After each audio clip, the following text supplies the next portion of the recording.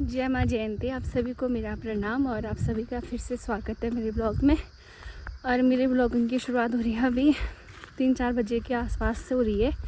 और अभी हम जा रहे हैं ईंट लेने क्योंकि गार्डन बनाना है। ऊपर पे है मोनोदी और पापा भैया और सबसे नीचे हूँ मैं। बाकी ऊपर देखो ये रहा बजेड़ की रोड है ये। इस एक दिन मैं मंदिर से आ रही थी ध्वज से। मैं इस रास्ते से कभी भी नहीं आई थी। मैं पता है रास्ता भूल गई थी। यहाँ पर तक तो आई मैं कि मैं घर चले जाऊँगी, लेकिन आगे को मेरे को लग गई डर जाने के लिए। फिर मैंने क्या करा पता है, मैं यहाँ से वापस गई उस साइड को। फिर मैंने ये दिख रहा है यहाँ से नीचे को छलांग लगा दी। गाइस एक दिन क्या हुआ, मैं ध्वज गई थी तो मेरे को क्या कहते हैं रास्ता पता नहीं था ये वाला कि ये मेरे घर को कहाँ जाता है। मैं पता है कहाँ से होते होते गई घर अपने। और सामने पे है बजेड़। ये देखो ये है बजेड़ का गांव। गाइस ये है बजेड़ से सुंदर सा नज़ारा। ये जो आपको सामने पे गांव दिख रहा है, थोड़ा जूम करती हूँ, ये धारीगाड़ का गांव है। ये तल्ली धारीगाड़ है, ये मल्ली धारीगाड़ है। बाकी ये देखो आप यहाँ से बजेड़ भी दिख रही है। सुबोखरा के गांव है। और नीचे को हुआ मेरा गांव। मेरा अभी बहुत नीचे को है और ऊपर पे है माँ जयंती। आपको यहाँ दिख रहा है ना, यहाँ खेती बाड़ी बहुत कम होती क्योंकि यहाँ पानी नहीं है ज़्यादा। जो हमारा घर है नीचे साइड, नीचे वाला एरिया, वहाँ ज़्यादा होती है खेती बाड़ी। और जो इस साइड का गाँव दिख रहा है यहाँ भी ज़्यादा होती है। बाकी पापा लोग तो ऊपर पहुँच गए। मैं व्लॉगिंग करते करते आ रही हूँ अपनी। बाकी तो गर्मी इतनी हो रही है ना, मैं बता नहीं सकती। बहुत गर्मी हो रही है और ऐसे में हमको लेके जाने हैं ईंट। गरम बहुत गरम हो गया है। बाकी जो उस साइड को दिख रहा है वो मेरा गांव है नीचे साइड को, और ऊपर पे हम आ जयंती।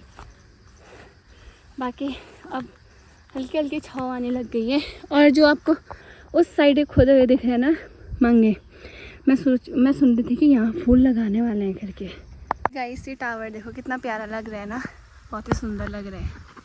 ये देखो, और साथ ही में प्राकृतिक सौंदर्य, प्राकृतिक नज़ारे, क्या दृश्य है मनोरम। हाँ ये इस साइड है मेरा गांव। ये देखो यहाँ ऊपर है माँ जयंती।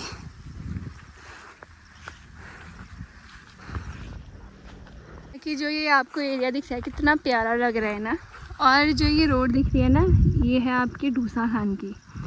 जस्ट इससे पहले आता है पलेठा और फिर ऊपर गेट है वहीं पर रोड पे ही आपके राइट हैंड की साइड। तो आप ऊपर देख सकते हैं वहाँ पर गेट बना हुआ है माँ जयंती का। तो आप ऊपर को जाएंगे उस रास्ते से। अगर आपको वहाँ से शॉर्ट रास्ता और बताती हूँ। जो ये ऊपर को दिख रहा है ना, ये देखो ये वाइट चमक रहा है, ये महाकाली मैया का मंदिर है। ये वाला है, मैं दिखाती हूँ आपको। ये देखो ये बीच में का ये वाला। यहाँ से जाओगे तो यहाँ से आपको सीधा रास्ता पड़ेगा और आप वहीं तक वो आधे रास्ते तक जाओगे जहाँ पर ये वाइट दिख रहा है ना, यहाँ पर तक आप जाओगे गाड़ी में। और ये संजयदा लोगों का घर है, यहाँ से साफ दिखता है। तो आप फैसला आपके हाथ में है कि जब आप ध्वज मंदिर जाओगे आपको लंबे रास्ते से जाना है या फिर शॉर्ट रास्ते से जाना है, फिर या फिर रोड तक ऊपर ही जाना है। बाकी यहाँ पर है कि नैनी पाथल, यहाँ पर कूड़ा फेंका जाता है पूरे पिथौरागढ़ का। और यहाँ पर बहुत गंदी बदबू आती है जब आप ध्वज को जाते हैं। ये देखो आजकल मैं देख रही थी रील में, मतलब मेरे फीड में आता है कि क्या कहते हैं हमने इतने किलोमीटर यात्रा वो कर रखी है, पैदल कर रखी है, हम ऐसे मंदिर जा रहे हैं। आपको पता है मैं ध्वज कैसे जाती हूँ, बताती हूँ मैं आपको। कभी कभार तो मैं गाड़ी में चले जाती। वैसे मैं बताऊँ मेरी पैदल यात्रा कितनी होती है, यहीं से लगा लो आप अनुमान। मैं वो वहाँ जाती हूँ ऊपर ध्वज मंदिर। यहाँ से देखो कितना दूर है, ऊपर से जंगल, ये लगा लो। मैं इतनी दूर से वहाँ जाती हूँ पैदल। फिर भी मैंने कभी रील नहीं बनाई कि मैंने इतने किलोमीटर का रास्ता तय कर रखा है, मैं यहाँ पहुँच गई। अगर मन में श्रद्धा हो ना तो पहुँच जाती हूँ। मैं कम से कम यहाँ से पहुँच जाती हूँ आपका 1.5-2 घंटे में। मैं यहाँ ध्वज पहुँच जाती हूँ मैं यहाँ से ऊपर को। मेरे को अच्छा लगता है। अगर मेरे को साथ मिल जाए ना पैदल चलने वाला तो मैं पैदल ही जाती हूँ। मेरे को गाड़ी में जाने से अच्छा पैदल चलने में सही लगता है।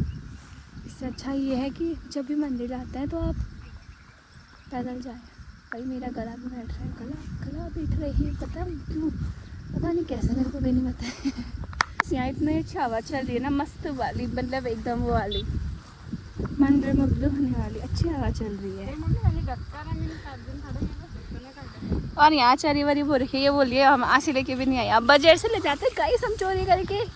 हमारी तो बड़े मज़े में थे कि हम ईंट ले जा लेंगे करके, लेकिन जैसे मैंने इसमें 15 ईंटें रखी है ना इस डुक्के में, ऐसा लग रहा है कि हमारे अनड़े पतड़े हथड़े सब निकलने वाले हैं। ये ईंट नहीं है, बहुत खतरनाक है। ईंट का जवाब पत्थर से देना पड़ता है ना, लेकिन ये ईंटें इतने भारी हैं, पत्थर इतना छोटा भी, क्या जवाब देगा आप ही बताओ।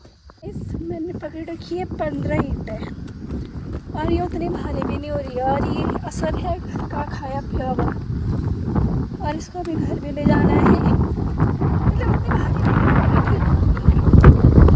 आगे पे